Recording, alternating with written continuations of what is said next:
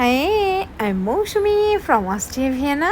কেমন আছেন আপনারা সবাই? আমি তো অনেক ভালো আছি। তো আজকে আপনাদের সাথে শেয়ার করব আমি জামাই ষষ্ঠীতে আমার হাসব্যান্ডের জন্য কী আয়োজন করেছিলাম।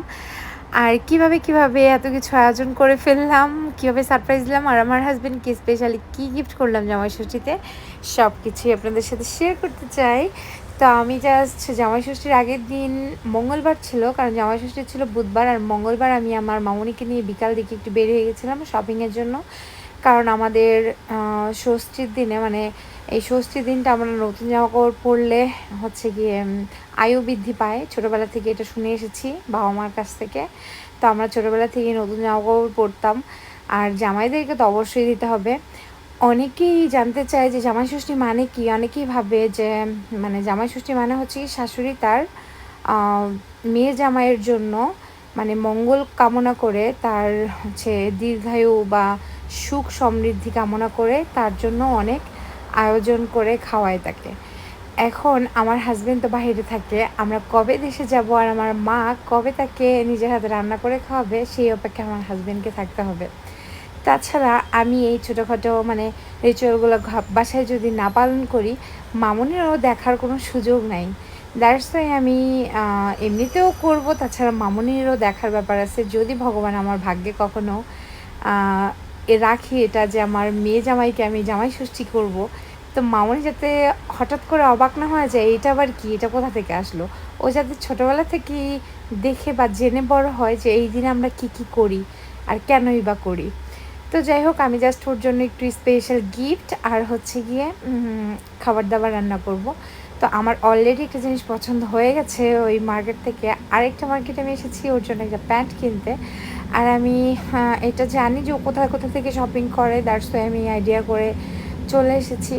নর্মালি এই শপিং মলে আমাকে ক্যামেরা ধরতে মানা করেছিল, কিন্তু আমি জাস্ট মানে ভিডিও করতে মানা করেছিল, তাও চুপে চাপে আমি একটু ক্লিপ নিয়েছিলাম।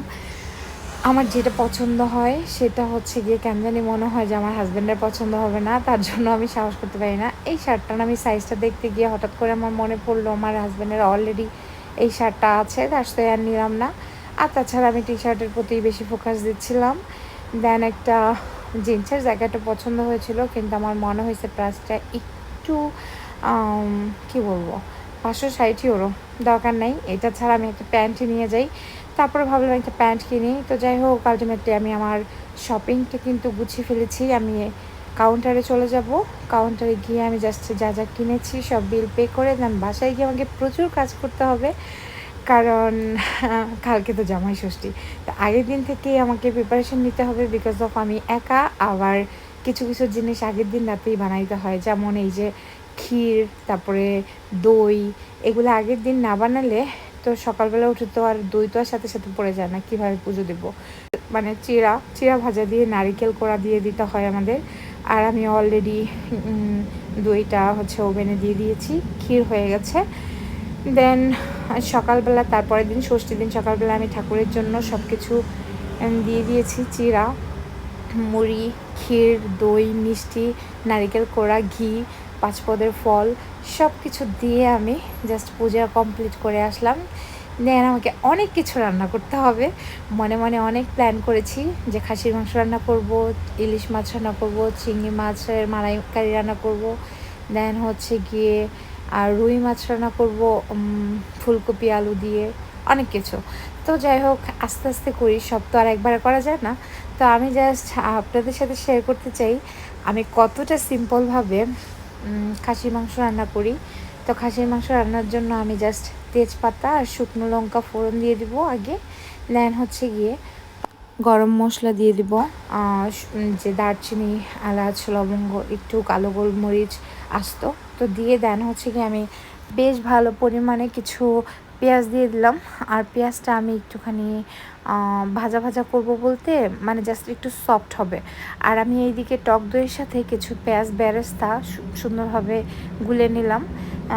এটা বেটেও দেওয়া যেতে পারতো, যদি মুরগির মাংস হইতো হয়তো আমি পেঁয়াজ বেরেস্তা বেটে দিতাম, কিন্তু খাসির মাংস হইতে যথেষ্ট টাইম লাগে, দ্যাটস ওয়াই আমি এটা দইয়ের সাথে মিক্সড করে রেখে দিয়েছি। দেন আমি মাংসটা দিয়ে এর মধ্যে মরিচের গুঁড়া, হলুদের গুঁড়া, তারপর ধনিয়ার হচ্ছে কি জিরা পাউডার, একটু জয়ফল আর কি বলে জায়ত্রী গুঁড়া দিয়ে দিয়েছি। তো এগুলো সবগুলা মিক্সড আর ম্যাচ করে সুন্দরভাবে মিলিয়ে নিয়ে দেন হচ্ছে এর মধ্যে আমি দিয়ে দিব আদা রসুনের পেস্ট। আর আমি এই খাসির মাংসটা কিন্তু খুবই ইজিভাবে রান্না করি, মানে অনেক সহজভাবে। খাসির মাংস খুব একটা কি বলে ঝামেলা মনে হয় না, মাংস রান্না করতে আমার সবথেকে বেশি ইজি মনে হয়। তো আমি আদা রসুনের পেস্ট দিয়ে দিলাম। দেন কিছুক্ষণ পরে আমি দই আর হচ্ছে গিয়ে পেঁয়াজ ভাজার যেই মিশ্রণটা রেখেছিলাম সেটাও আমি সুন্দরভাবে দিয়ে দিব। আর লবণ দিয়ে দিয়ে আমি জাস্ট একটু সয়া সসও দিয়ে দিব। সব কিছু সুন্দরভাবে মিশিয়ে লবণটা দেওয়া হয়ে গেল। দেন হচ্ছে কি আমি সুন্দরভাবে মিশিয়ে এটা ঢাকা দিয়ে রাখবো। আমি পাশের চুলোর মধ্যে হচ্ছে কি ইলিশ মাছটাও রান্না করা শুরু করে দিব, বিকজ অফ খাসি মাংস হতে তো যথেষ্ট টাইম লাগবে। দ্যাটস ওয়াই আমি পাশের চুলোতেও আর হচ্ছে কি খালি রাখবো না। তো আমি জাস্ট সরিষার তেলের মধ্যে কিছু পেঁয়াজ দিয়ে দিলাম। আর আমি আগে থেকেই ইলিশ মাছ ধুয়ে লবণ আর হলুদ মাখিয়ে রেখেছিলাম এই। আর আমি সাইডে একটা কাপের মধ্যে হচ্ছে গিয়ে 3 চামচ সরিষা বাটা, সরিষার মধ্যে অলরেডি কাঁচামরিচ দেওয়া আছে, তার মধ্যে আমি একটু হলুদ আর একটু জিরার গুঁড়া দিয়ে নিলাম। দেন হচ্ছে গিয়ে যে ভাজা পেঁয়াজের মধ্যে আমি ইলিশ মাছের টুকরোগুলো দিয়ে দিলাম। আর এটা আমি ভাজার জন্য এক্সট্রা আগে রেখে দিলাম, ইলিশ মাছ ভাজা দিব এই জন্যে। তো আমি এটাকে উল্টে পাল্টে হালকা করে একটু কষিয়ে দেন মশলাটা দিয়ে দিব। আর মশলাটা তো আমি আগে থেকেই ম্যারিনেট করে রেখেছিলাম একসাথে মিক্সড করে, যাতে খুব ইজিলি দেওয়া যায়। আমার খাসির মাংসটা একটুখানি নাড়া দিয়ে দিলাম। দেন হচ্ছে গিয়ে আমি এটার উপরে যে মশলাটা গুলে রেখেছিলাম ওই মশলাটা দিয়ে দিলাম। ইলিশ মাছ রান্নাও কিন্তু খুবই সহজ। আর আমি সাথে একটুখানি গরম জল কাপটা ধুয়ে দিয়ে দিলাম। আর এটা কিন্তু একটু স্পেশাল ইনগ্রেডিয়েন্টস দিব সাথে, কে কে এইভাবে রান্না করেন আমি ঠিক বলতে পারবো না, তো আমি জাস্ট আপনাদের সাথে শেয়ার করছি। তো আমি জাস্ট কাঁচামরিচ দুটাতেই দিয়ে দিলাম, ইলিশ মাছ এবং হচ্ছে গিয়ে খাসির মাংস দুটোর মধ্যেই আস্ত কাঁচামরিচ দিলাম, কারণ আমি একটু ঝাল খেতে পছন্দ করি। তো যাই হোক, এটা হচ্ছে একটা কোকোনাট মিল্ক আর কি ক্যানে পাওয়া যায়। তো এইটা আমি হচ্ছে গিয়ে স্পেশালভাবে দিব এই রান্নায়, মানে মানে ইলিশ ভাপাটার মধ্যে যদি আমি কোকোনাট মিল্কটা দিই তাহলে আমার কাছে মনে হয় একটু এক্সট্রা টেস্ট আসে। তো আমার স্বাদ মতন আর একটু লবণ দিয়ে দিলাম। দেন হচ্ছে কি এটা আমি একটুখানি হালকা চাপা দিয়েও রাখবো। আর ওইদিকে আমি আদার্স কী রান্না করব সেই কোটাকাটাও অলরেডি আমার হয়ে গেছে। তো ইলিশ মাছ কিন্তু ডান। তো ইলিশ মাছটা আমি নামিয়ে রেখে দেন কড়াইটা ধুয়ে তারপর হচ্ছে গিয়ে চিংড়ি মাছের মালাইকারিটা রান্না করব। আর আমার খাসির মাংসটা হচ্ছে কষানো হচ্ছে, এটা আরও টাইম লাগবে অনেকটা সময়। তো এইটা হতে হতে আমার অনেকগুলো রান্নাই কমপ্লিট হয়ে যাবে। অলরেডি ইলিশ মাছ ডান। দেন আমি হচ্ছে চিংড়ি মাছটা রান্না করব, চিংড়ি মাছের মালাইকারি। আর চিংড়ি মাছটা রান্না করতে আমার খুব একটা সময় লাগবে না, চিংড়ি মাছ রান্না করতে খুবই অল্প সময় লাগে। চিংড়ি মাছ আর ইলিশ মাছ এই দুইটাই খুবই তাড়াতাড়ি হয়ে যায়, খাসির মাংস একটু সময় লাগে। তো যাই হোক, আমি মাছটা উল্টে পাল্টে হালকা করে ভেজে নিলাম। দেন হচ্ছে কি আমি পেঁয়াজ কুচি দিয়ে দিয়েছি, একটুখানি গরম মশলা ফোড়ন দিয়ে হালকা ভাজা ভাজা করে এর মধ্যে আমি পেঁয়াজ বাটা দিয়ে দেবো। পেঁয়াজ বাটার সাথে আমি আদা রসুনের পেস্ট, একটু হলুদের গুঁড়া, মরিচের গুঁড়া, দেন একটু জিরার গুঁড়া, সব কিছু আমি সুন্দরভাবে দিয়ে তারপর হচ্ছে একটু কষিয়ে নিব।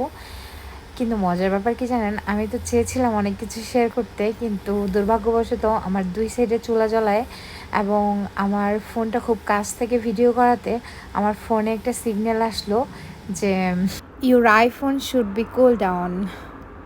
তার মানে আমাকে ঠান্ডায় নিতে হবে, কারণ আমার মানে আগুনের তাপে আমার ফোন পুরাই হিট হয়ে গেছে। দ্যাটস ওয়াই আমি খুব ভালোভাবে ভিডিওটা করতে পারলাম না। আমার অলরেডি খাসির মাংসটা হয়ে গেছে, আমি খাসির মাংসটা যখন চাপ দিলাম তখন কিন্তু একদম ভেঙে চলে আসলো। তো আমি খাসির মাংসটা চিংড়ি মাছটা কমপ্লিট করে দেন হচ্ছে কি বুটের ডালও রান্না করে ফেলেছি, কারণ আমার ফোন তো হিট হয়ে যাওয়ার জন্য আমি ফোনটা কাছে আনতে পারি নাই। তারপরে হচ্ছে কি একটু পোলাও রান্না করতেছিলাম, পোলাও হচ্ছে কি একটু বরবটি দিয়ে করব। আর আমার হাজব্যান্ডের সব থেকে পছন্দের হচ্ছে গিয়ে এই পাট পাতার বড়া, আমি স্পেশাল দিনে যে ভাজতে পারতেছি পাট পাতার বড়া, এটাই অনেক। তো আমার পোলাওটা রান্না হয়ে গেল, খাসির মাংস হয়ে গেছে, চিংড়ি মাছ হয়ে গেছে, ইলিশ মাছ হয়ে গেছে, বুটের ডাল আর 5 রকমের ভাজা। ভাজার মধ্যে ছিল বেগুন ভাজা, পটল ভাজা, আর হচ্ছে কুমড়ো ভাজা, তারপর হচ্ছে গিয়ে ইলিশ মাছ ভাজা আর পাট পাতার বড়া আর রুই মাছ রান্নাও শেষ। তো কমপ্লিট রান্নাবান্না। দেন আমি স্নান করে এসে একটুখানি শাড়ি পরে নিলাম। আর আমার হাজব্যান্ড অলরেডি চলে এসেছে। পরে ভাবলাম যে আমার রান্নাবান্না তো কমপ্লিট, আমার হাজব্যান্ড স্নান করে আস্তে আস্তে আমি একটুখানি সব কিছু গুছিয়ে নেই যে কীভাবে আমি সার্ভ করব। তো আমি আমার খাবারটা চেষ্টা করেছি একটু সুন্দর করে সার্ভ করার। আর ওইদিকে আমার হচ্ছে গিয়ে মানে মিষ্টি জাতীয় খাবারের মধ্যে যা যা ছিল আর কি, দই, মুড়ি, ক্ষীর, তারপরে হচ্ছে চিড়ে ভাজা ছিল, তারপরে নারিকেল কোড়া, মিষ্টি, ডেজার্ট, লিচু, আম। তো সব কিছুই আমি সেটিং করে রেখে এসেছি ফ্লোরের মধ্যে, যেহেতু আমাকে আমার হাজব্যান্ডকে খেতে দেবো তার জন্য মামনিকে একটু সামলাতে বলেছিলাম যে জান পাখি তুমি একটুখানি রুমে যাও। তো তারপর আমার হাজব্যান্ডকে বললাম যে একটু আসো, বের হও। তো আমার হাজব্যান্ডের জন্য যে গিফটটা এনেছি সেটা দেখে আমার হাজব্যান্ড তো পুরাই মানে অবাক হয়ে গেছে, অনেক এক্সাইটেডও ছিল। পরে মাম্মাম অনেক খুশি, মাই গড। তো ভাবতেছিল, ও একটুখানি ভাবতেছিল যে আমি কি ঠিকঠাক মতো আনতে পারছি কি না, কারণ হচ্ছে গিয়ে দেখা যায় কি যে ব্র্যান্ডের সব ব্র্যান্ডের কিন্তু একই সাইজ দৌড় হয় না, তো এক এক ব্র্যান্ডের জন্য এক একটা। তো আমি ওকে বলতেছিলাম যে কোন সাইজটা এনেছি, কোন প্যান্ট আর হচ্ছে গিয়ে টি শার্টের। তো আমাকে তখন বলল যে ওকে ভালো করছো, আমি সমস্যা নেই, এটা হচ্ছে গিয়ে পরতে পারবো, পারফেক্ট সাইজ আনছো। কারণ আমি তো নকল করে পাস করেছি আর কি, তার ওয়ার্ড্রপ থেকে দেখে গেছিলাম কোন ব্র্যান্ডের সাইজ কীরকম।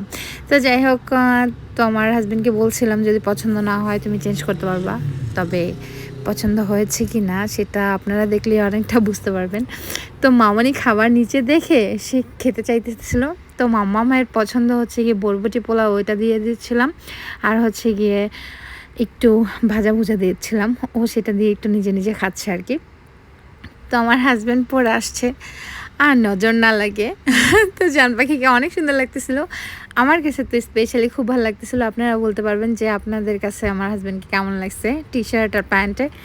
আমার কাছে তো মনে হচ্ছিল ওকে পারফেক্ট মানাইছে, আর আমার চয়েসটা একেবারে খারাপ না, ওকে খুব ভালো লাগতেছিল।